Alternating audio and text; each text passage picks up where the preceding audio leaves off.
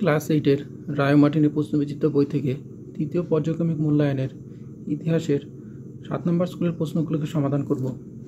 একের প্রথম প্রশ্ন, বেঙ্গল গ্যাজেট পত্রিকাটির সম্পাদক ছিলেন জেমস অগাস্টাস হিকি। দ্বিতীয় প্রশ্ন, রেগুলেটিং অ্যাক্ট অনুসারে বাংলার গভর্নর হন গভর্নর জেনারেল।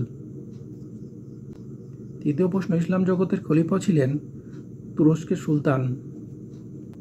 4 নম্বরের প্রশ্ন, ভারতের আধুনিক মানুষ বলা হয় রাজা রামমোহন রায়কে। 5-এর প্রশ্ন, 1857 খ্রিস্টাব্দে মহাবিদ্রোহের সময় বিদ্রোহীরা হিন্দুস্থানের সম্রাট বলে ঘোষণা করেন দ্বিতীয় বাহাদুর শাহকে। 6-এর প্রশ্ন, বঙ্গভঙ্গ রদ হয় 1911 খ্রিস্টাব্দে।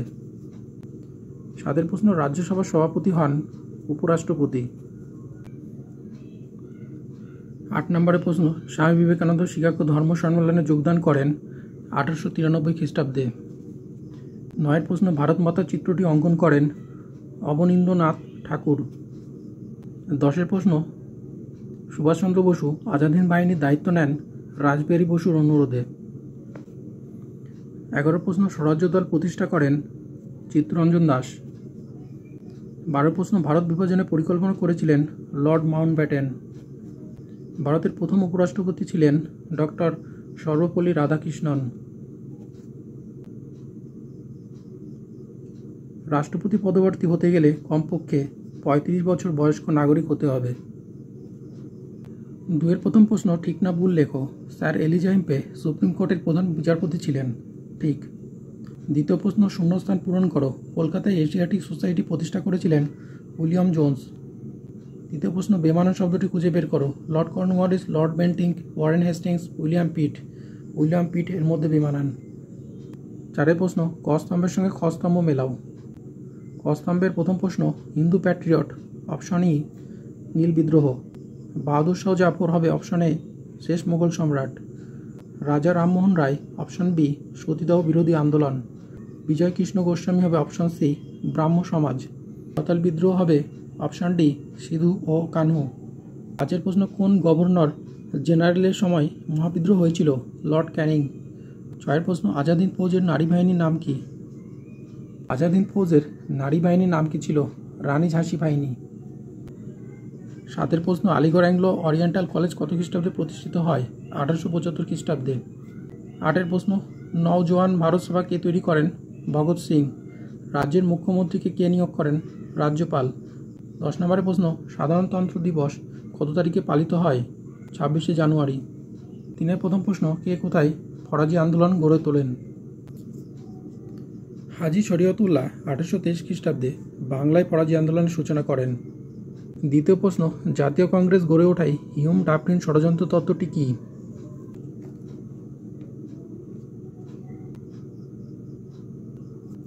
তৃতীয় প্রশ্ন, জাতীয় কংগ্রেসের বার্ষিক অধিবেশনকে 3 দিনের তামাশা কেন বলা হয়েছে? 3 দিনের তামাশা বলার কারণ উত্তর এখান থেকে এই পর্যন্ত। 4-এর প্রশ্ন, কত খ্রিস্টাব্দে কোন জাহাজে ধর্মঘটের মধ্য দিয়ে নৌ বিদ্রোহ সূচনা হয়? 1946 খ্রিস্টাব্দের ফেব্রুয়ারি মাসে ভারতের বোম্বাই বন্দরের তলোয়ার নামক জাহাজে ভারতীয় নৌবাহিনীর কর্মীরা ব্রিটিশ সরকারের বিরুদ্ধে এক তীব্র আন্দোলনের সূত্রপাত করেন, যা স্বাধীনতা সংগ্রামের এক অনন্য অধ্যায়রূপে খ্যাত। 5-এর প্রশ্ন, কাকে কেন সীমান্ত গান্ধী বলা হয়? কাকে কেন সীমান্ত গান্ধী বলা হয়? উত্তর এখান থেকে এই পর্যন্ত। 6-এর প্রশ্ন, সংবিধানের 42তম সংশোধনীতে কোন দুটি শব্দ যোগ করা হয়েছে? উত্তর আমাদের এখান থেকে এই পর্যন্ত। 7-এর প্রশ্ন, সভা সমিতির যুগ কাকে বলে? সমিতির যুগ কাকে বলে? উত্তর এখান থেকে এই পর্যন্ত। 4-এর প্রথম প্রশ্ন, বাংলায় কৃষক সমাজের ওপর চিরস্থায়ী বন্দোবস্তের প্রভাব কেমন ছিল? উত্তর এখান থেকে এই পর্যন্ত। দ্বিতীয় প্রশ্ন, বাংলায় শিক্ষা সংস্কারে বিদ্যাসাগরের অবদান সংক্ষেপে আলোচনা করো। উত্তর এখান থেকে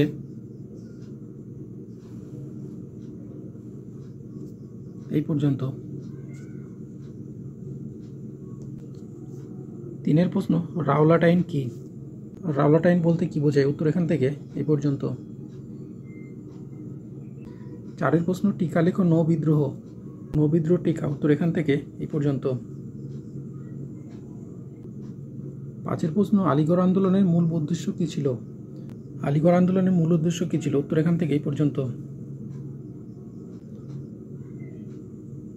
6 প্রশ্ন ভারতীয় সংবিধানে লিপিবদ্ধ মৌলিক কর্তব্যগুলি বর্ণনা করো।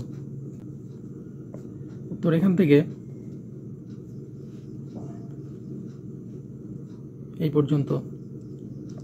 ভারতীয় সংবিধানের প্রস্তাবনা সম্পর্কে আলোচনা করো। ভারতীয় সংবিধানের প্রস্তাবনার ব্যাখ্যা দাও। উত্তর এখান থেকে এই পর্যন্ত। 5 প্রথম প্রশ্ন ভারতের মুক্তি সংগ্রামে আজাদ হিন্দ ফৌজ ও সুভাষচন্দ্র বসুর ভূমিকা আলোচনা করো।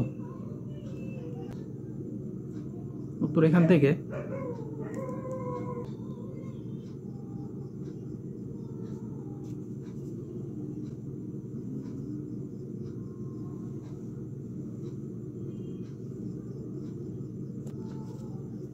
এই পর্যন্ত। দ্বিতীয় প্রশ্ন মাস্টারদা সূর্য সেনের বিপ্লবী ভূমিকার বিবরণ দাও।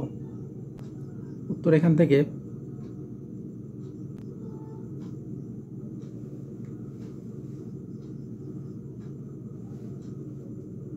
এই পর্যন্ত। ভারতের স্বাধীনতা আন্দোলনে গান্ধীজি পরিচালিত আইন অমান্য আন্দোলন সম্পর্কে আলোচনা করো। উত্তর এখান থেকে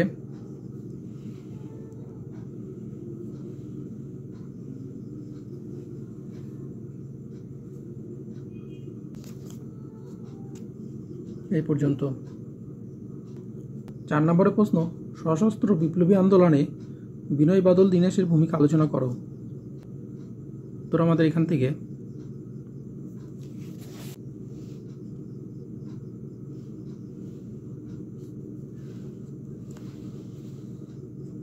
এই পর্যন্ত।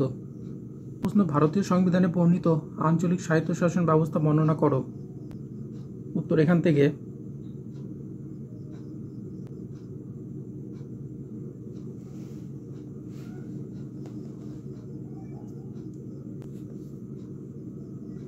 এই পর্যন্ত।